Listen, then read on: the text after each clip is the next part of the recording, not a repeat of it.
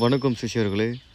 இப்போ நம்ம பார்க்கக்கூடிய பதிவு என்ன பதிவுனா, கணவன் மனைவி மற்றும் இந்த காதலிக்கும் ஆண் பெண் இருவருக்கும் அடிக்கடிக்கு சண்டை வருதுன்னா, அந்த சண்டையை நம்ம எளிமையாக நம்ம அதை தீர்க்கலாம். அதற்காக நீங்கள் காசு அதிகமாக செலவு பண்ணணும்னு தேவையில்லை. துளசி இலை மற்றும் செந்தாமரை உடைய இலை இரண்டுத்தையும் எடுத்துக்கங்க. எடுத்து காய வைத்துருங்க. காய வச்சிட்ட பிறகு சனிக்கிழமை அன்று விஷ்ணு மற்றும் சிவபெருமானை வணங்கணும்.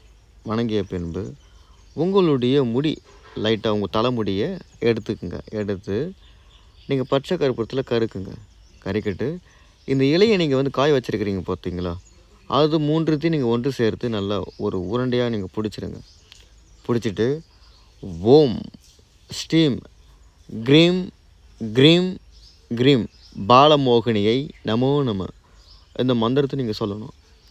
சொல்லிவிட்டு நீங்கள் தின்பண்டங்களில் நீங்கள் கலந்து நீங்கள் கொடுத்தீங்கன்னா கண்டிப்பாக ஆணாக இருந்தாலும் சரி பெண்ணாக இருந்தாலும் சரி அந்த சமயத்தில் மட்டுமே உங்களுக்கு உங்களுடைய பேச்சை கேட்பாங்க. மிக்க நன்றி.